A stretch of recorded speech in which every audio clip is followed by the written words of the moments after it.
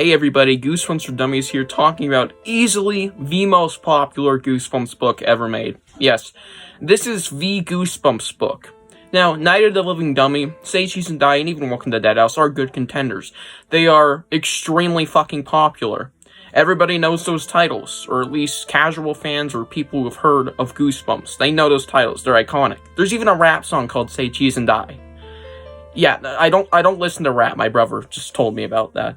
But yeah, today we're going to be talking about the most iconic book, because not only is it absolutely merchandised to death, it has not as much merchandise like mascot-wise, but it has masks, plural, because we got a front face mask and a full over mask. It's got sequels, I believe, free.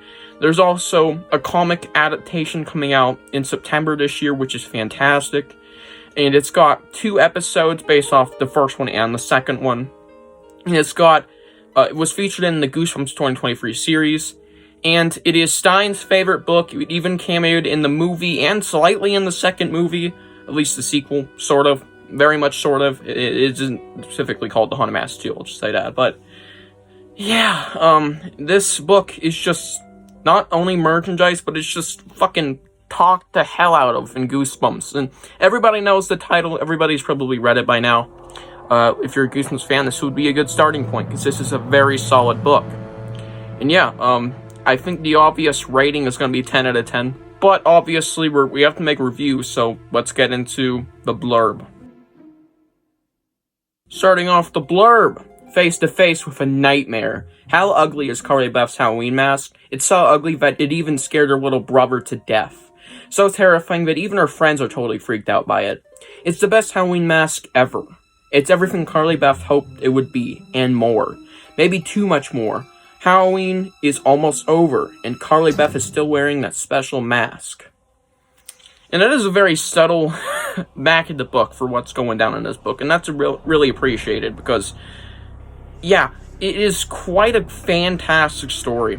For being Stine's favorite, I can actually completely see why Stine likes this story so much, and why it's gotten a couple sequels. All sequels are good, by the way. I actually really like some of them. Some of them I even like more than this, surprisingly. Anyways, yeah.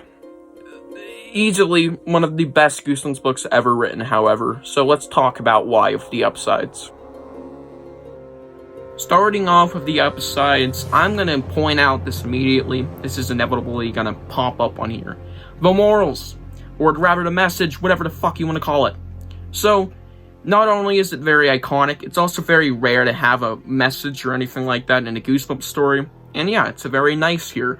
Basically, metaphorically and literally at the same time, Carly Beth transforms from the normal Carly Beth self that she doesn't really like into this evil self that she really enjoys being, and that she's wanted to be. She's basically breaking out of her shell, but putting a new one on at the same time.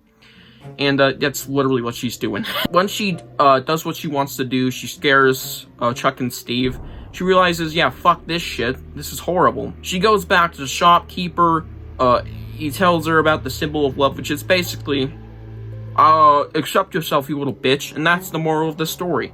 She accepts herself by showing the unloved masks that are something of their own.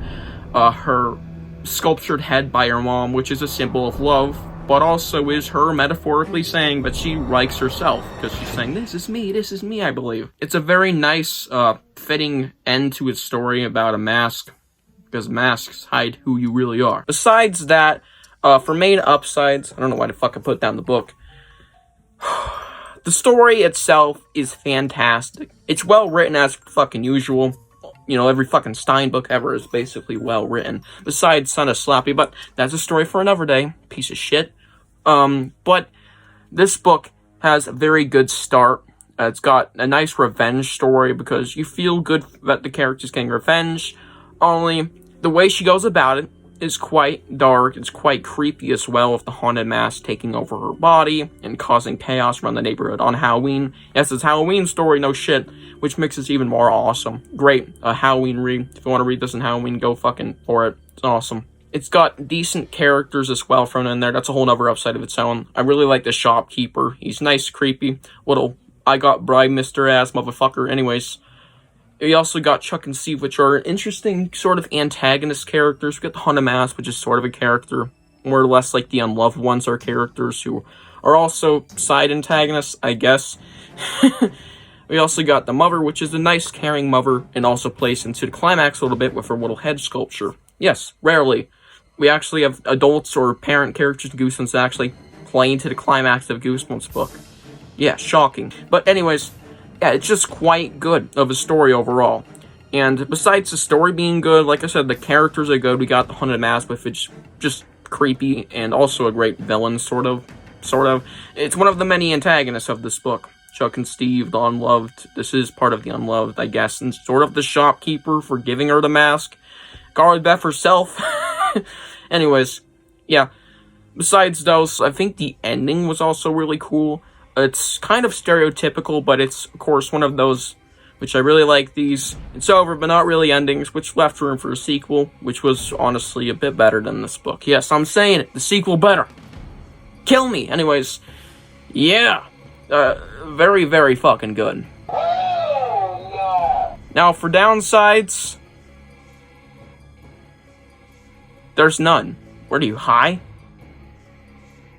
And I'm gonna give this book a well-deserved 10 out of motherfucking 10. Yeah, easily. No fucking question. This book is unbelievably great. I have basically no fucking issues with it. The only issue I could think of is maybe that Carly Beth's a bit of a stereotype Goosebumps protagonist, and even that's just kind of shat on, in a good way, of course. They make her better by the end of the book. Yeah, it's quite fucking good. I highly suggest you read this as one of your earlier Goosebumps books, or save this for last, maybe, if you're already way into the series and haven't read this one yet. This is a fantastic book. Highly recommend, especially if it's October. It's got nice October vibes thrown in there, I guess. Haunted Mask 2 would be better for that, in my opinion, though. If not, at least in the fall season. Very, very, very good story. Yeah, I completely understand why it's super liked. And that's going to conclude this video. We have officially reviewed, again, the Goosebumps book, because this is a remake review. And yes, if you're wondering, stay tuned for the Haunted Mask 2 book review. That'll be coming out hopefully later this month, if my schedule goes according to, well, schedule. And yeah, hope you guys enjoyed, and I'll see you guys in the next one. Bye.